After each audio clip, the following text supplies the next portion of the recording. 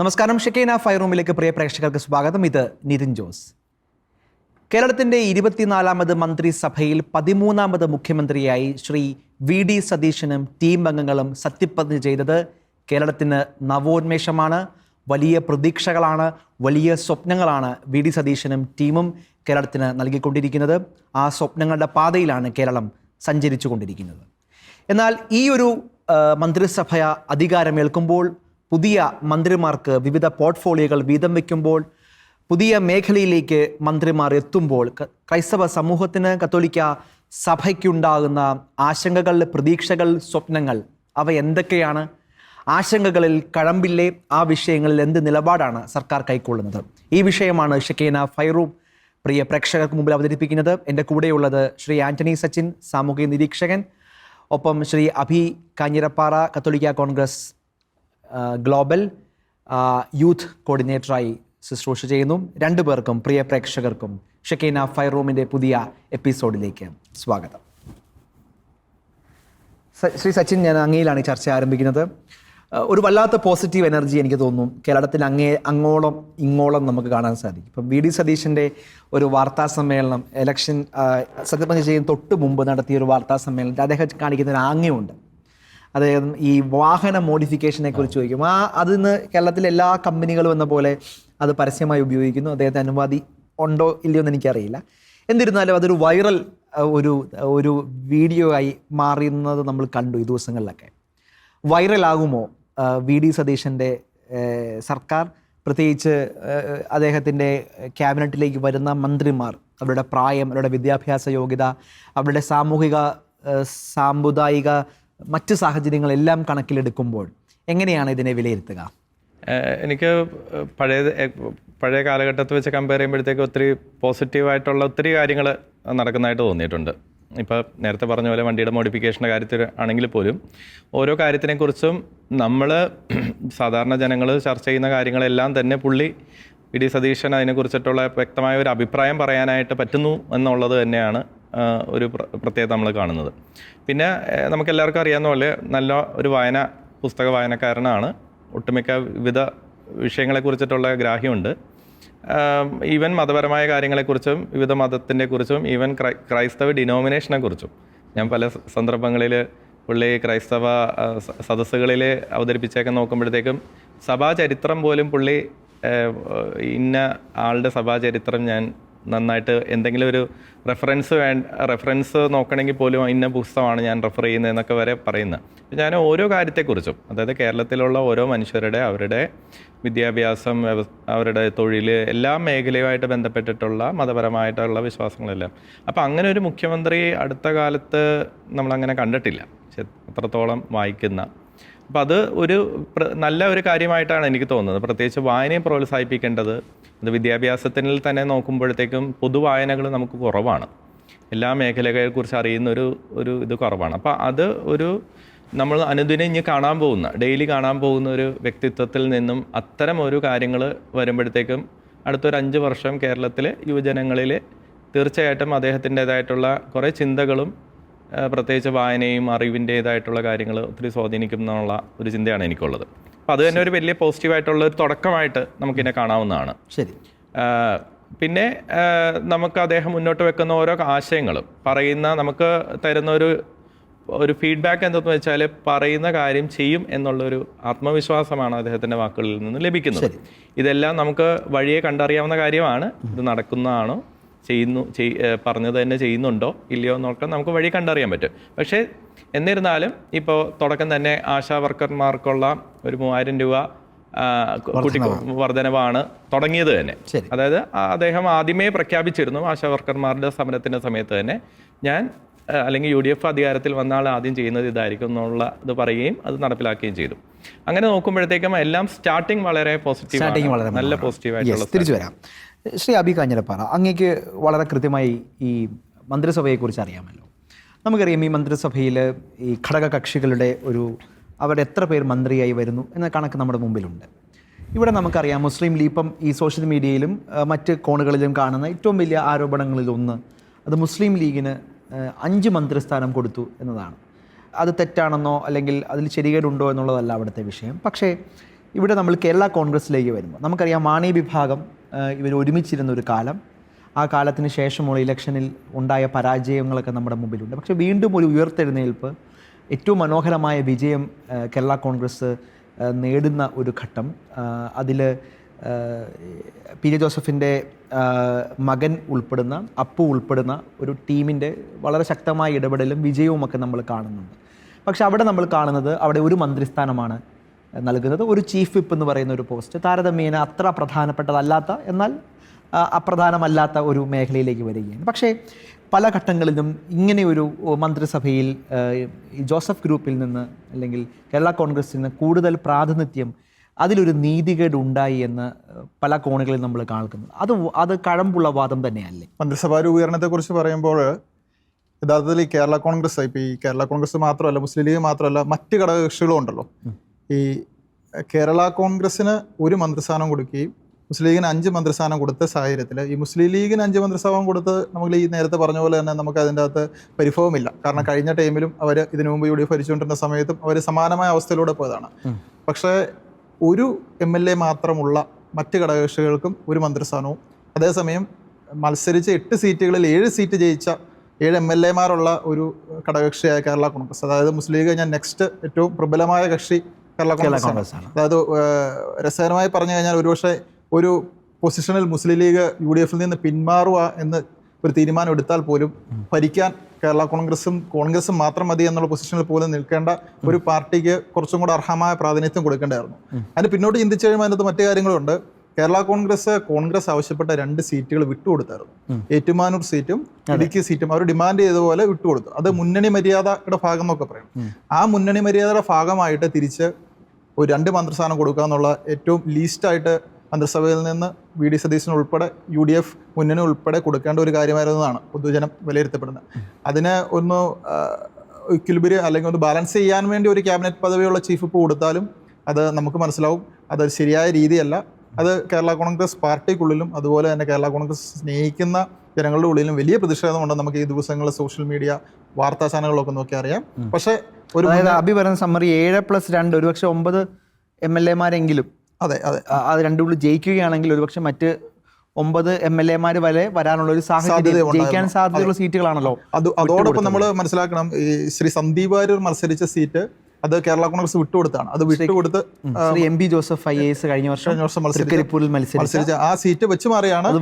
അദ്ദേഹം നല്ലൊരു മത്സരം കാഴ്ചവെച്ച സീറ്റാണ് ഇത്തവണ വിട്ടുകൊടുത്തത്. ആ സീറ്റിൽ സന്ദീപ് വാര്യർ ജയിക്കുകയും. അപ്പോൾ ആ സീറ്റ് വിട്ടുകൊടുത്തതും അവിടെ മറ്റൊരു കാര്യമാണ്. അപ്പോൾ 2 സീറ്റുകൾ വേണ്ടാന്ന് വയ്ക്കുകയും ഒരു സീറ്റ് വിട്ടുകൊടുക്കുകയും വെച്ച് മാറുകയും ചെയ്തു.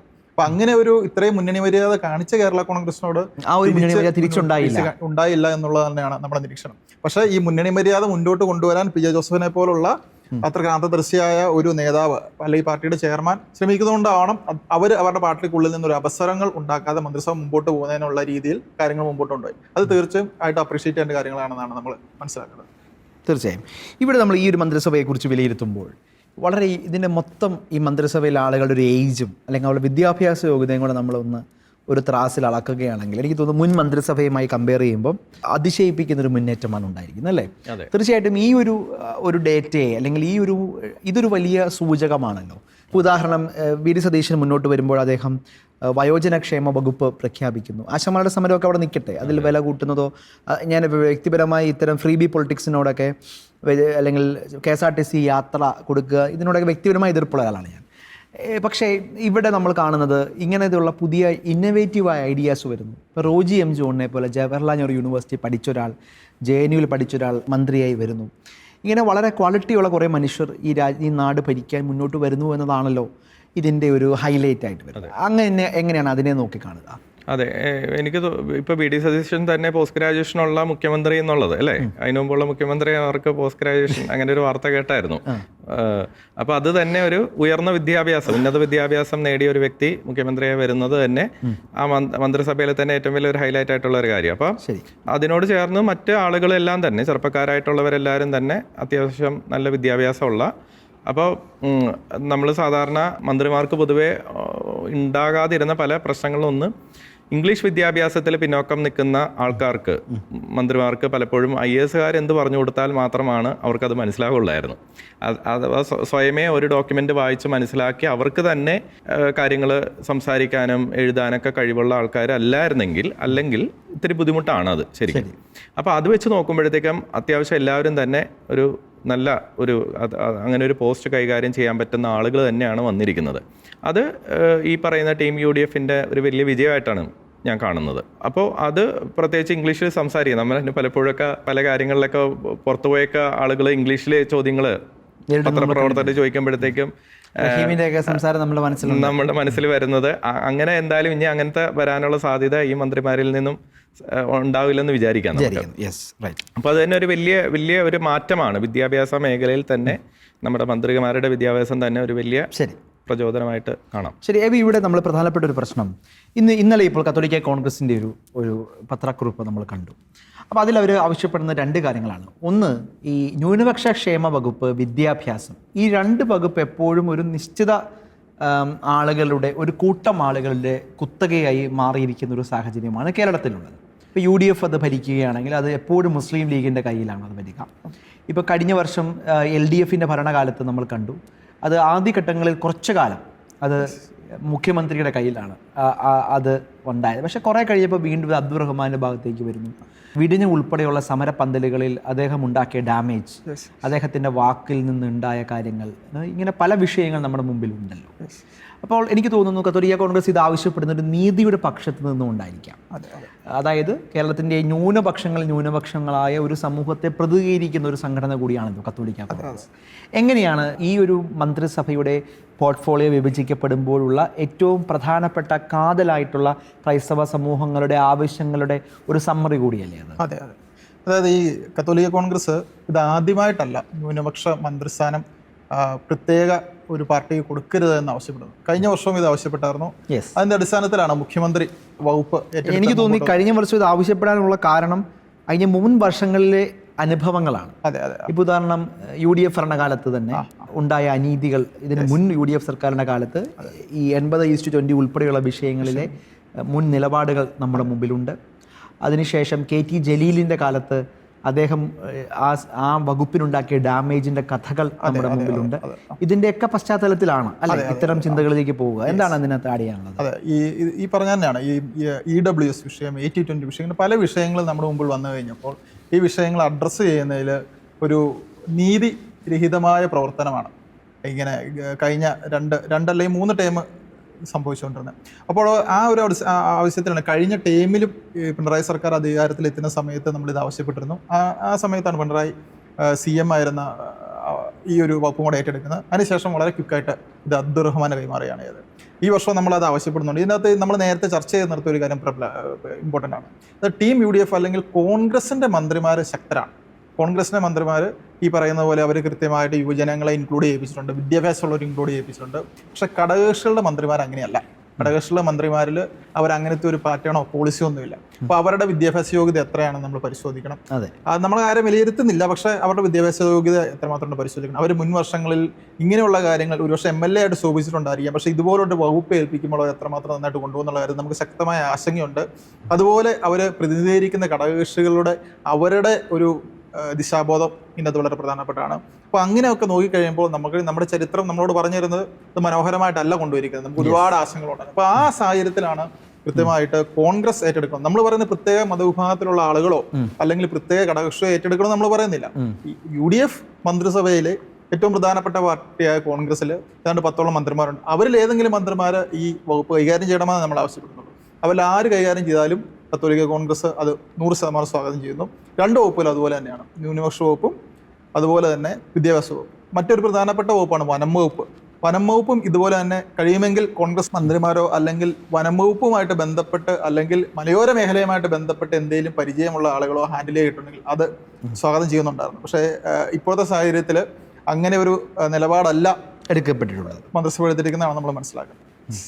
അപ്പോൾ ഈ ആശങ്കകൾ വസ്തുതയ്ക്ക് നിരക്കുന്നതാണ്. ആശങ്കയിൽ കഴമ്പുണ്ട്. ആശങ്ക പ്രധാനപ്പെട്ടത് തന്നെയാണ് നലങ്ങ്. അതെ.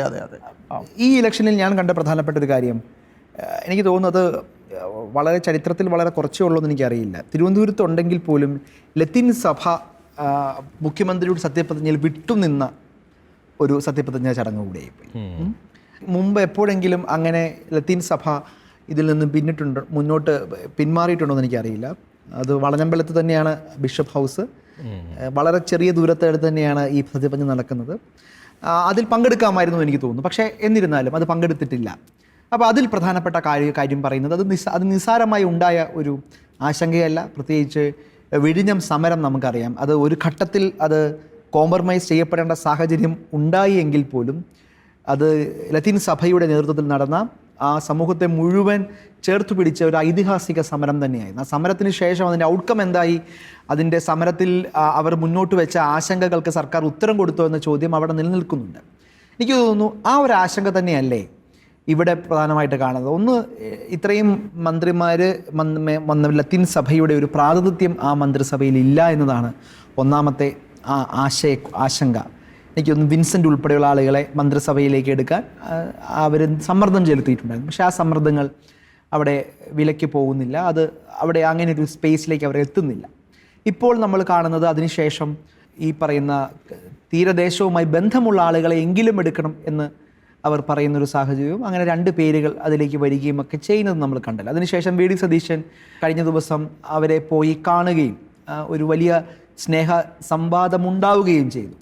അപ്പോൾ ക്രൈസ്തവ സമൂഹത്തിൻ്റെ ആശങ്കകൾ പങ്കുവയ്ക്കുമ്പോൾ ലത്തീൻ സഭ മുന്നോട്ട് വെക്കുന്ന ഈ ആശങ്കയും പ്രധാനപ്പെട്ടത് തന്നെയല്ലേ? തീർച്ചയായിട്ടും. പിണറായി സർക്കാരിൻ്റെ കാലഘട്ടത്തിലാണല്ലോ വിഴിഞ്ഞം സമരവുമായിട്ട് ബന്ധപ്പെട്ടും അല്ലെങ്കിൽ അവരെ പുനരധിവസിപ്പിക്കുന്നതുമായിട്ട് ബന്ധപ്പെട്ടിട്ട് ഒത്തിരി പ്രശ്നങ്ങളിലൂടെ കടന്നുപോയതാണല്ലോ. എനിക്ക് തോന്നുന്നു വി ഡി സതീശൻ ഇപ്പോൾ തുറമുഖവും അദ്ദേഹം ഏറ്റെടുക്കുന്നുണ്ട്. അപ്പോൾ അതുകൂടാതെ അദ്ദേഹം ഈ പറയുന്ന എവിടെ വികസനം നടന്നാലും ഒത്തിരി വിക്ടിംസ് ഉണ്ടാകും, ഒത്തിരി ഇരകളുണ്ടാകുമെന്ന് പലപ്പോഴും അദ്ദേഹം പറഞ്ഞിട്ടുണ്ട്. അപ്പം വികസനത്തെ അദ്ദേഹം ഈ പണ്ട് കാലങ്ങളിൽ ഹരിത MLA ഗണത്തിൽപ്പെട്ടിരുന്നതാണ്. ഗ്രീൻ പൊളിറ്റിക്സ് അങ്ങനെ ഒരു ഗ്രൂപ്പ് ഉണ്ടാക്കുകയും വി ഡി ബലറാമും ഒക്കെ ഉൾപ്പെടുന്ന ഒരു ടീം അത്തരം കാര്യങ്ങളിൽ അല്ലെങ്കിൽ പ്രതാപൻ ഉൾപ്പെടെയുള്ള ആളുകളൊക്കെ മുൻചാണ്ടി മന്ത്രിസഭയ്ക്ക് എക്സാക്ട്ലി പല പരിസ്ഥിതി വിഷയങ്ങളിലും പരിസ്ഥിതി സൗഹൃദ നിലപാടുകൾ എടുത്തതിന്റെ പേരിൽ പ്രോത്സാഹനവും പഴിയും കേട്ട ഒരാൾ കൂടിയാണ് ഇപ്പോൾ കേരളത്തിന്റെ മുഖ്യമന്ത്രി. അതെ. അപ്പോൾ അദ്ദേഹത്തിന് ഞാൻ നോക്കുമ്പോഴത്തേക്കും വിഴിഞ്ഞം ആയിട്ട് ബന്ധപ്പെട്ട് കിടക്കുന്ന അവരുടെ പുനരധിവാസവും മറ്റു കാര്യങ്ങളുടെ ഇപ്പോഴത്തെ നില എങ്ങനെയാണെന്ന് എനിക്ക് വലിയ വ്യക്തമല്ല. പക്ഷേ അതിൽ ഇനി ചെയ്യേണ്ടതായിട്ടുള്ള കാര്യങ്ങൾ തുടർന്ന് അദ്ദേഹം ചെയ്യുമെന്ന് വിചാരിക്കാം. കാരണം ഒത്തിരി വികസനത്തെക്കുറിച്ചിട്ടുള്ള കാഴ്ചപ്പാട് ഞാൻ നോക്കുമ്പോഴത്തേക്കും വികസനം തീർച്ചയായിട്ടും വേണം. പക്ഷേ ഇരകളാക്കപ്പെടുന്ന പുനരധിവസിപ്പിക്കേണ്ട ആളുകളെ കൃത്യമായിട്ട് പുനരധിവസിപ്പിക്കുന്ന ഒരു കൃത്യം പ്ലാനും അതിനോട് ചേർന്നും അതിൻ്റെ കൃത്യമായ ഒരു ഇംപ്ലിമെൻറ്റേഷൻ ഉണ്ടാകണമെന്നുള്ളൊരു കാര്യം അദ്ദേഹം എടുത്തു പറയുന്നുണ്ട്. അപ്പം നമുക്കത് ഞാൻ ഇത്രേ കാണുന്നുള്ളൂ. ഞാൻ പറഞ്ഞ വാക്ക് പാലിക്കുമെന്നാണല്ലോ അദ്ദേഹം ആദ്യം മുതലേ പറഞ്ഞുകൊണ്ടിരിക്കുന്നത്. അപ്പൊ അദ്ദേഹം ഇതെല്ലാം പറയുന്നതെല്ലാം വീഡിയോ റെക്കോർഡിങ്സ് ഉള്ളതിനാൽ തന്നെ നമുക്ക് ധൈര്യമായിട്ട് ചോദിക്കാവുന്നതാണ്. പക്ഷെ മുനമ്പം വിഷയത്തിൽ അദ്ദേഹം 10 മിനിറ്റ് കൊണ്ട് അത് പരിഹരിക്കാമെന്ന് പറഞ്ഞു. അപ്പോൾ അങ്ങനെയെങ്കിൽ ലത്തീൻ സഭയുടെ ആശങ്കകളിൽ വളരെ പ്രധാനപ്പെട്ടതായി മുനമ്പം വിഷയം, അത് ജോഷി മയ്യാറ്റിലിനെ പോലുള്ള വൈദികർ ശക്തമായ പോസ്റ്റുകൾ ഈ ദിവസങ്ങളിൽ നമ്മൾ കാണുകയും ഉണ്ടായിരുന്നു. അതിന്റെ കോണ്ടെക്സ്റ്റിലൂടെ നോക്കുമ്പോൾ സഭയുടെ ആശങ്ക ഏറെ ദൂരം വല്ലാത്തൊരു ആശങ്കയിൽ തന്നെയല്ലേ സഭ? തീർച്ചയായിട്ടും.